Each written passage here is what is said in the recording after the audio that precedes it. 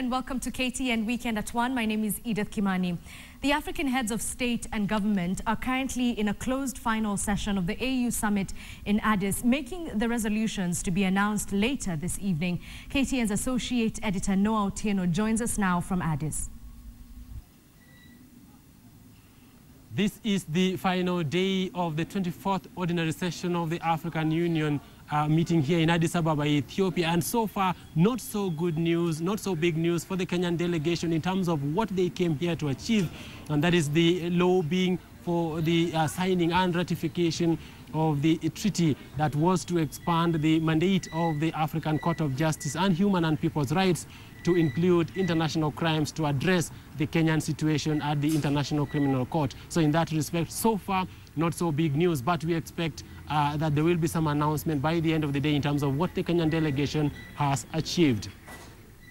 But for the African continent, some good news, because the United Nations has just revealed this morning that they will be doing much more in terms of supporting the African countries afflicted by terror attacks. That is, for example, the terror group Boko Haram in Nigeria and the Al-Shabaab and Al-Qaeda operatives in the East African region. The United States is going to also convene the next month in Washington, D.C., high-level counterterrorism strategy meeting where I'm also invited.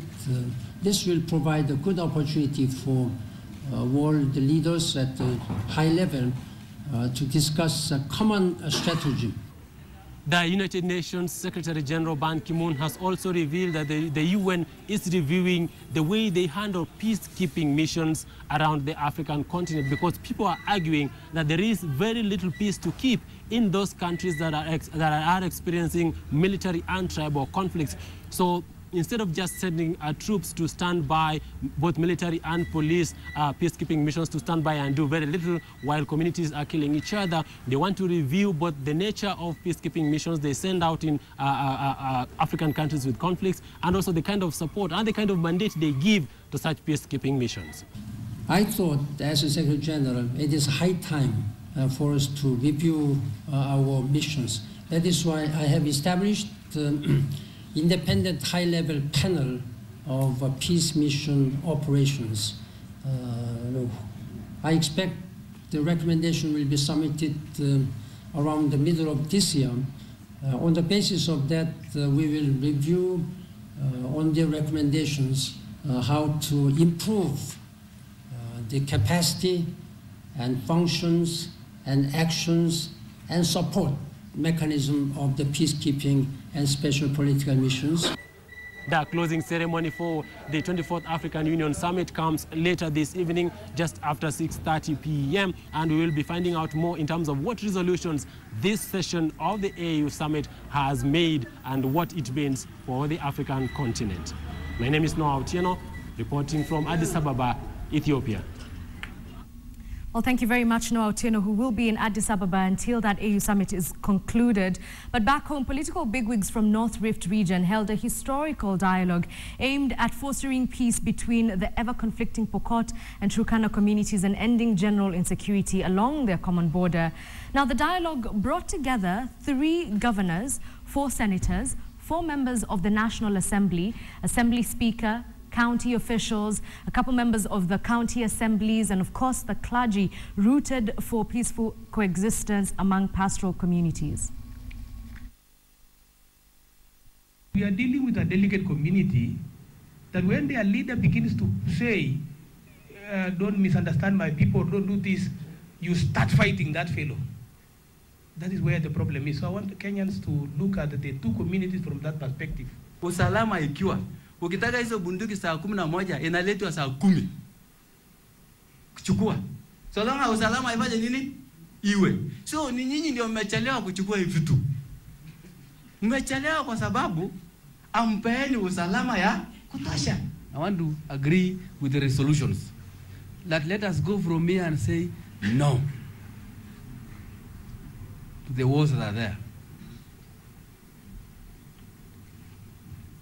Because if the leaders lead the way, the wananchi have no problem. People are dying. We are losing lives. We are losing livelihoods. We are destroying the future by militarizing young kids at a very early age. All the same, peace is a collective responsibility. We all have an obligation. Each of us here has an obligation. Don't expect a security officer we have posted to Lodwar or Pokot to understand the community in a week and collect information. And you fold your hand and say, wacha askari afanye hiyo kazi yake.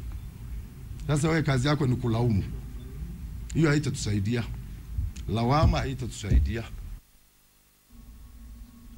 Well, still on matter security, despite the presence of the Kenya Defence Forces in Kapedo to forestall banditry and restore security in the vast Baringo County, tension remains high in the area. Now, the situation has paralyzed transportation from Lokori to Kapedo, as hundreds of students are now stranded in Lokori along the Kapedo highway. Since opening of schools 3 weeks ago, students learning in Kapedo have camped at Lokori for lack of transport.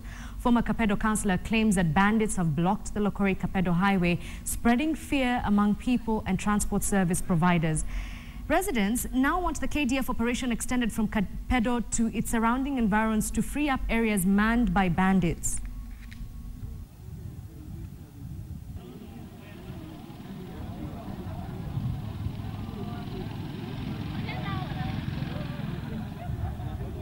Sai wazazi wako huko wanakaa na roho hivi wanatetemeka kwa sababu watoto wao wako hapa, watafika ama hawatafika. Serikali kupitia waziri wa usalama mpya Bwana Kaiseri ifanye bidii zaidi, wapanue area ya operesheni. Askari wengi wako Kapedo ndio wanafanya kazi mzuri, lakini wa extend mpaka Lomelo na Lapeitom na Kamuge ili wananchi waweze kucross kutoka Kapedo kuja Lomelo, kutoka Lomelo kwenda Kapedo, kutoka Kamuge kwenda Lomelo. Ndio maisha ya watu irudi kama kawaida. From matters security to education, and the Kenya National Union of Teachers Chairman Wilson Sossion has been summoned to appear before the Criminal Investigations Department once again. Now, Sossion is on the crosshairs for allegedly inciting teachers from northeastern Kenya not to report back to work. The KNUT boss has backed the teachers requesting transfers from the northern Kenya region not to give in to their demands. This despite pressure from government to have the teachers report to their respective stations. The Education Ministry has threatened to sack teachers, rather the TSC has threatened to sack teachers who have not returned to their post by 2nd of February and who will not have reported back to their respective schools. The teachers claim their security in the northern frontier is not assured following last year's massacre in Mandera.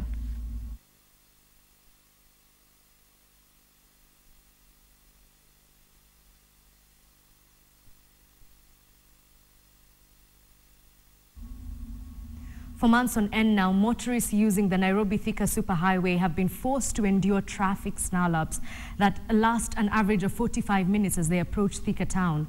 Motorists say it is ironic that they use 45 minutes from Nairobi to Thika, yet waste more than 45 minutes to maneuver a stretch of a half kilometer to get to the town's general business district.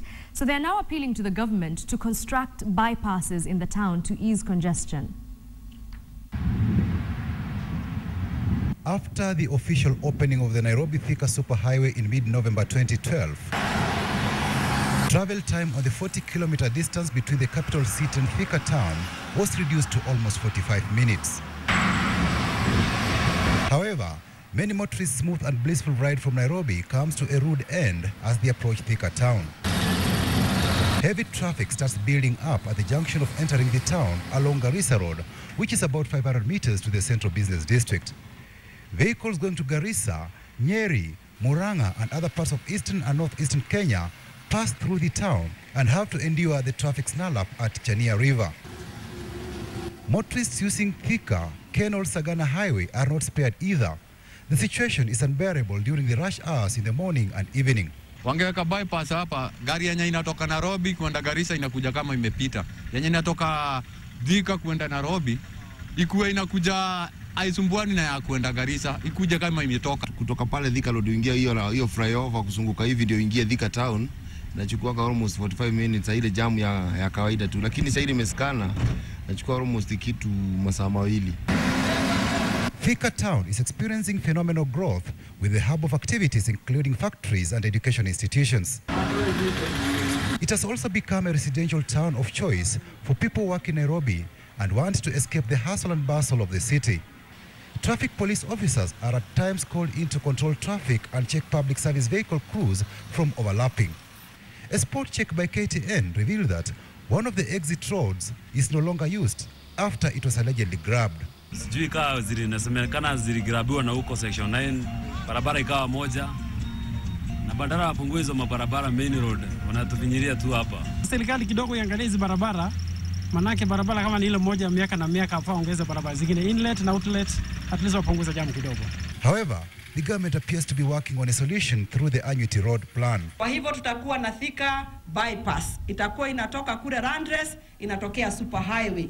Ndio watu wale wanatoka northeastern hawatakuwa wanasukumana na sisi tukiingia Thika. Tena hiyo barabara ya Gatito itapanuliwa ndio kuwe na bypass inatoka town center, inashikana mpaka Kaso, inachukua Thika bypass, wanaanguka kwa super highway. Traffic congestion has remained one of the challenges for Kenya's urban settlements despite the government efforts to construct more roads. Patrick Amimo, KTN. The National Construction Authority has raised an alarm over the rising number of unsafe high-rise buildings in Naivasha town. According to the authority, 70% of the structures in the lakeside town do not meet the basic building standards and pose danger to the public. The authority's senior investigation officer, Engineer Crispus Ndinyo, led a group that toured the lakeside town and earmarked several buildings for either demolition or re-inspection due to lack of certified documents.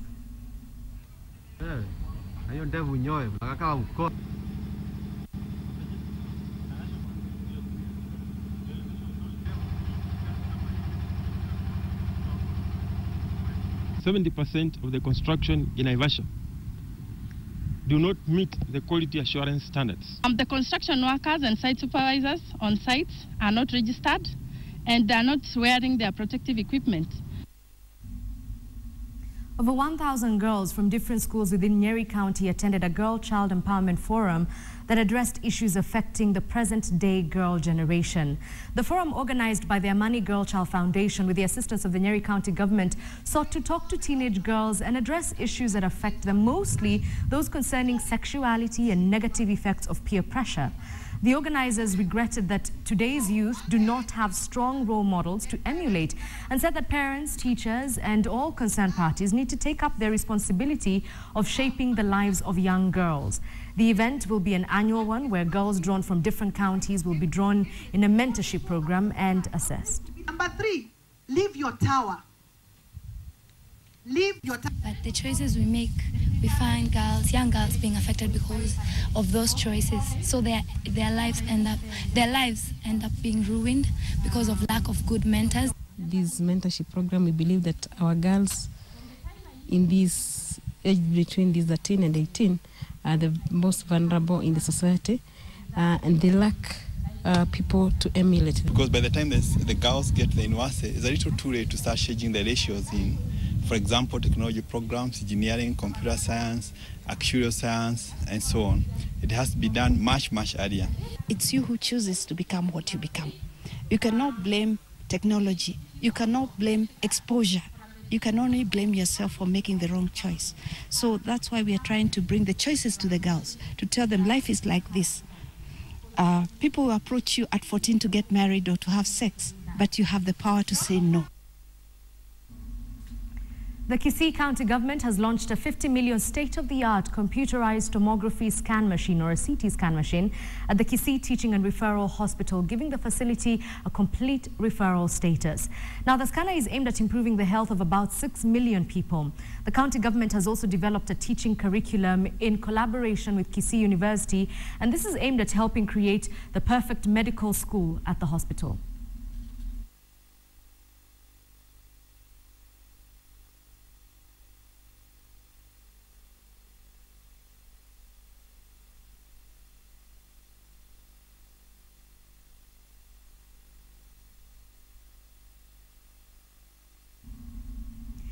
Elsewhere, farmers of Leketet village in Elgeyo Marakwet County are grappling with a strange disease that killed several herds of cattle. Residents say they have lost more than 30 cows worth over 1 million shillings within a span of just 3 days. Now, the farmers say that once the animal is infected with the disease, it foams in the mouth, loses muscular strength, and then dies within 3 to 6 hours of contracting the disease. Residents complain that area veterinarians are lax, and according to the KO sub-county veterinary officer, they say that the animals may have died from eating a poisonous shrub.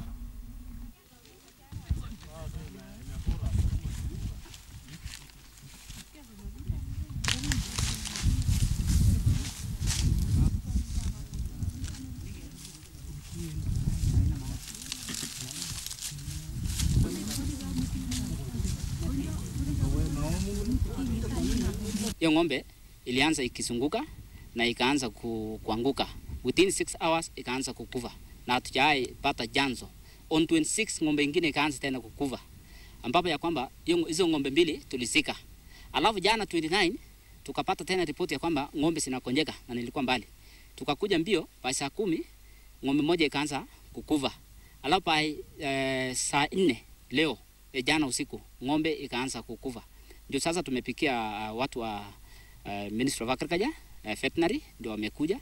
Hawa sasa ndio wamekuja kucertify kama ni ugonjwa aina gani wamepasua ng'ombe, na tungependa sana asa tujue ni ugonjwa gani kwa vile hatujaye ona hiyo ugonjwa mpaka wakati huu. What we have suspected is that the animals are accessing some poisonous plants. Basically, a plant we call Sistra. When we went to the watering point, that plant is all over the whole place. And looking at the environment, the area has no feed for animals. So the only green material around here, even in the forest area, is that plant.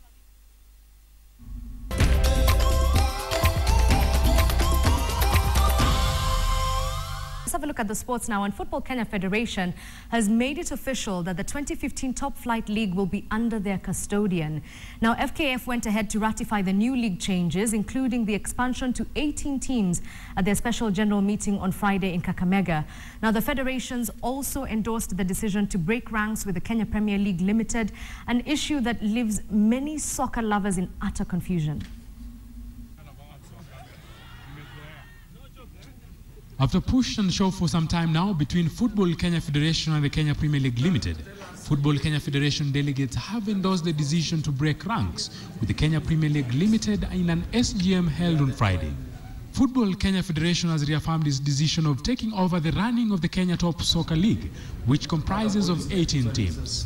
That we shall have only one league, one Premier League called FKF Premier League, which is going to be registered and run by the clubs. The league will be scheduled to kick off on 14th February 2015 on Valentine's Day. The differences regarding the structure and the composition of the top flight league in the country has resulted for Football Kenya Federation to declare that they no longer recognize Kenya Premier League Limited. We don't recognize KPL now, so I don't want to attack KPL. KPL is not a member. We are the sole organization mandated to run football in this country, and we all support the idea to run Football Kenya Federation Premier League 2015. KPL had earlier stated that they remain mandated to run the Kenya Premier League that should kick off on 21st February, something that FKF chairman Sam Nyamoya has said won't be allowed to happen. But so far, we shall run only one Premier League. The Federation will not allow any other league. The top league other than FKF Premier League. With the FKF KPL differences tainting Kenyan soccer even further, a lot of soccer enthusiasts in the country are eager waiting to see FIFA crack their whip.